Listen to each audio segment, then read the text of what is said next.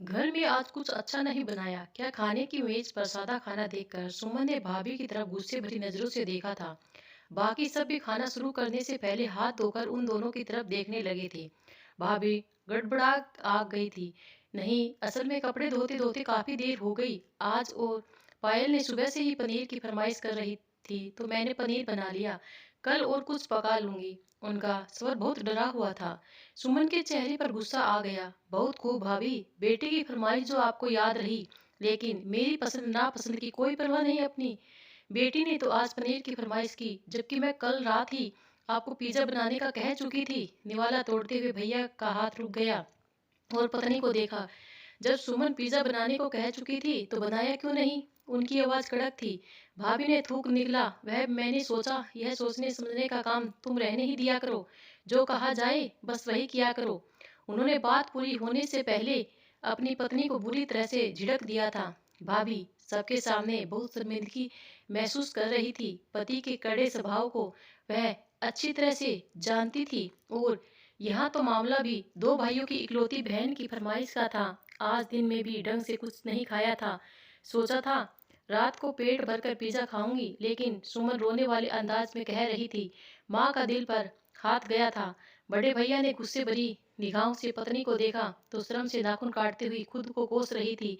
जहाँ इतना कुछ कर लिया वहाँ पिज्जा भी पका लेती। अगर बड़ी भाभी बिजी थी तो तुम पका लेती।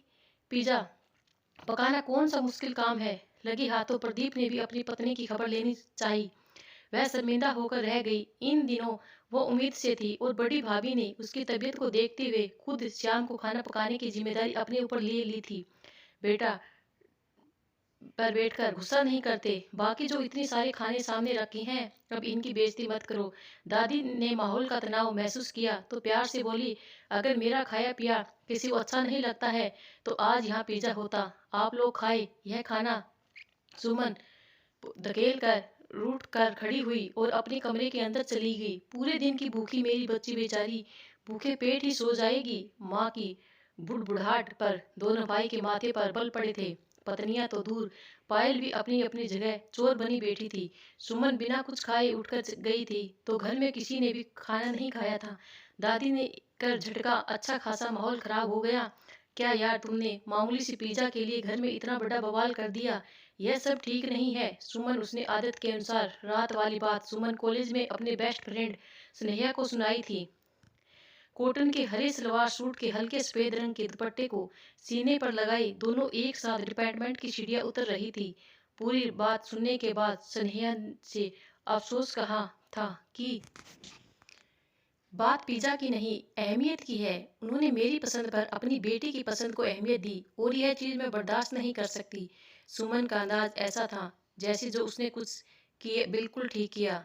उसे अपने बर्ताव पर कोई अफसोस नहीं था। उनकी बेटी तुम्हारी भतीजी है। स्नेहा ने हाथ देते हुए उसे याद दिलाया। जो भी है, सुमन ने कर झटका, तुम्हारी भाभी के दिल में तुम्हारे खिलाफ नफरत आ गया होगा।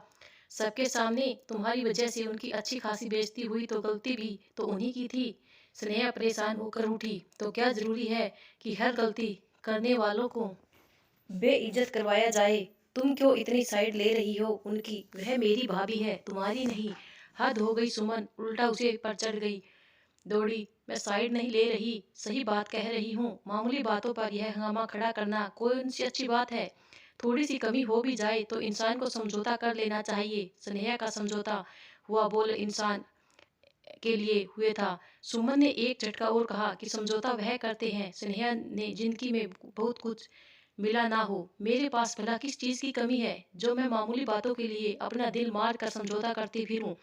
घमंड से भरा हुआ बोल स्नेहा ने दीवार से टेक लगाते हुए बहुत गौर से उसका खूबसूरत चेहरा देखा था। लापर भाई उसके एक एक अंदाज से झलकती थी। तुम्हें जिंदगी में सब कुछ मिला है, इसलिए तुम्हें धन्यवाद करना चाहिए, लेकिन आने वाला कल गुजरे हुए कल से हमेशा अलग होता है। स्नेह उसे जो समझाना चाह रही थी, सुमन वह समझना ही नहीं चाहती थी। जो दोनों खामोशी से क्लास की ओर चल पड़ी। छोटी भाभी के यहाँ दूसरी बेटी का जन्म हुआ था। सारी रात दिन की और मौत के बीच लड़ने के बाद सुबह के समय उन्होंने सेहतमंद बच्ची को जन्म दिया था। कमरा उसे समय लोगों से भरा हुआ था। सुमन ने थोड़ा सा झुककर कंबल में लिपटी लड़की को देखा और बिना प्यार किया सीधी हो चली गई। शरीर का सबसे नाजुक हिस्सा दिल है। अगर दिल ही पत्थर हो जाए तो दिल ही सबसे कठोर हिस्सा बन जाता है। बच्ची बहुत प्यारी है ना। पूनम अपनी छोटी बहन के जन्म पर बहुत खुश हो रही थी। तुम एक बार फिर बुआ बन गई हो। हाँ भाई, कौन सी पहली बार बनी हो। घर में वैसे भी भतीजियों की कमी नहीं है। भतीजे की बुआ बनती तो कोई बात भी थी। पूनम चुप होकर उसका मुंह ताकने लगी थी। छोटी भाभी ने अपना होठ काटते हुए सुमन की तरफ देखा। लेकिन बेटियां तो लक्ष्मी का रूप होती है बुआ। बड़ी भाभी की बेटी पायल ने धीरे से कहा। वह सब बच्चों में बड़ी थी, समझदार और सीरियस भी थी। क्या बेटियां अगर ज्यादा हो तो लक्ष्मी का रूप नहीं रहती। दादी को पढ़ी लिखी सुमन की सोच पर अफसोस हुआ था। कुछ खाने के लिए मुंह खोला, फिर बंद कर लिया। अच्छी तरह जानती थी कि दोनों माँ बेटी उनकी बातों को कोई असर कब लेती है। बड़ी भाभी पूनम की बहन की शादी तारीख फिक्स हो गई थी। वह आजकल शादी की शॉपिंग की वजह से बिजी थी और अपनी बहनों के साथ बाजार निकल जाती। शाम में वापसी पर ढेर सारी शॉपिंग बैग्स के साथ वापसी होती थी। उन्होंने खास तौर पर अपनी और अपनी बेटी की शॉपिंग की थी। उस समय हॉल में शॉपिंग बैग खोले हुए सबको अपनी शॉपिंग दिखा रही थी कि यह मेहंदी पर पहनूंगी, हल्दी पर, और यह फेरों के लिए ठीक रहेगा ना। बड़ी भाभी कपड़े खोलकर दिखाती हुए सबसे पूछ भी रही थी। सुमन ताकि तकिए को गोद में रखे टीवी के चैनल बदलने की बिजी थी। लेकिन जब भाभी ने शादी में पहनने के लिए रेड कलर का सूट निकाला जिस पर सिल्वर कलर का काम था, सुमन एकदम ही उठी। उसकी तरफ देखने पर मजबूर हो गई। वह अचानक उसके मुंह से निकला, प्यारा है ना। उन्होंने खुश होकर उससे पूछा। भाभी, मैं मुस्कुराई। मुझे कब से ऐसे सूट की तलाश थी। यह सूट मुझे चाहिए। सुमन उठते हुए बोली। भाभी की मुस्कुराहट गायब हो गई थी। सुमन सूट पर हाथ फेरती गोद में लेकर बैठी थी। अगर इतना ही तुम्हें पसंद आ गया तो तुम रख लो। भाई ने चाय की चुस्की लेते हुए बोला। पति की बात पर पूनम भाभी का दिल रुकने लगा था। हाँ भाई, खुद तो कह रहा हूँ तुम्हें पूनम फिर और ले लेगी अपने लिए। तुम्हें तो वैसे भी बहुत कम ही चीज पसंद आती है। उसने पूर्ण पति की हाँ में हाँ मिलाई। छोटी भाभी ने पायल का चेहरा देखा जो उदास हो गया था। वह छोटे दिल की नहीं थी पर आंखों के किनारों से आंसू निकल रहे थे। किसी ने उसे पूछने की जरूरत नहीं समझी। कभी कभार छोटी छोटी बातें बहुत दिल दुखाती है। इन दोनों समान फाइनल एग्जाम के बाद फ्री थी। देर रात तक मोबाइल चलाती, दिन चढ़े तक सोई रहती। किसी को उसकी रूटीन पर अगर एतराज था भी तो कहने की हिम्मत कोई नहीं रखता था, क्योंकि वह माँ की लाडली, भाइयों की दुलारी थी।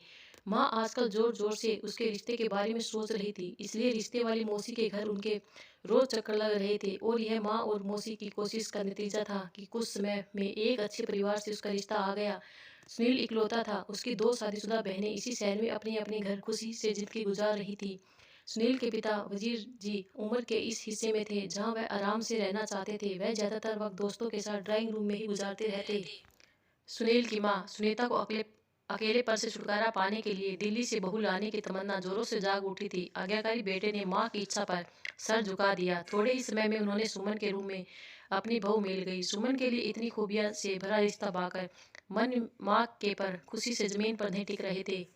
कुछ लोग हमेशा से किस्मत के बहुत धनी होते हैं। बड़ी भाभी के हजारों भगवान का शुक्रिया किया। छोटी भाभी ने ठंडी सांस भरी। सुमन की तरफ भरे स्वभाव का ज्यादा वही बनती है थी। अब उसे झट मंगनी पट शादी वाला मामला देखकर उन्होंने सुकून की सांस ली थी। कीमती फर्नीचर, बेहतरीन छोटी बड़ी सभी लेटेस्ट चीज, ब्रांडेड कपड़े, पोस्ट मैट्रिक सब कुछ परफेक्ट बड़े भैया लिस्ट पर दिखाई दौड़ा रहे थे। वैसे तो सब कुछ परफेक्ट था, लेकिन अगर तुम्हें कोई कमी लगी हो तो बताना। मुझे भी सब परफेक्ट चाहिए भैया, जरा सी भी कमी नहीं चलेगी।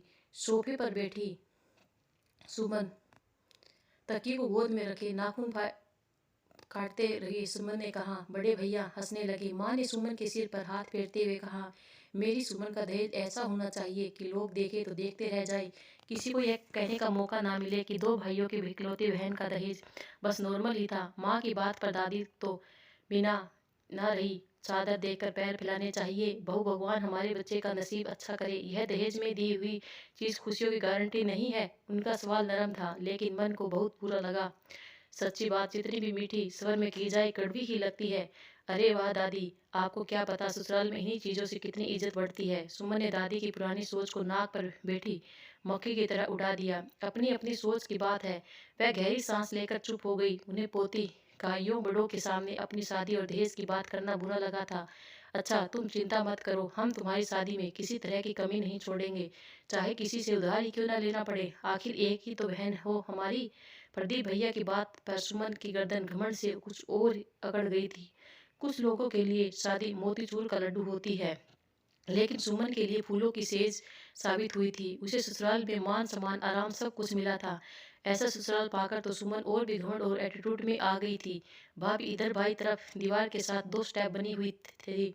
जब कभी बोर हो तो इस पर चढ़कर पड़ोसियों से गप्पे मार लेना, सच में सारी टेंशन दूर हो जाएगी।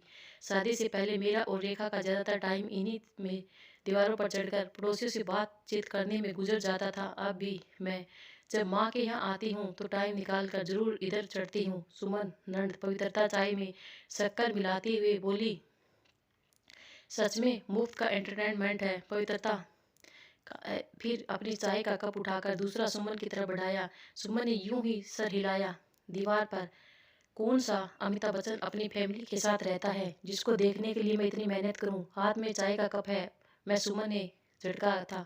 दिन ऐसे ही गुजरने लगे। फिर उसे पता चला वह माँ बनने वाली है। उसने यह बात सुनील को बताई। ओहो, रियली? सुनील का रिएक्शन देखने वाला था।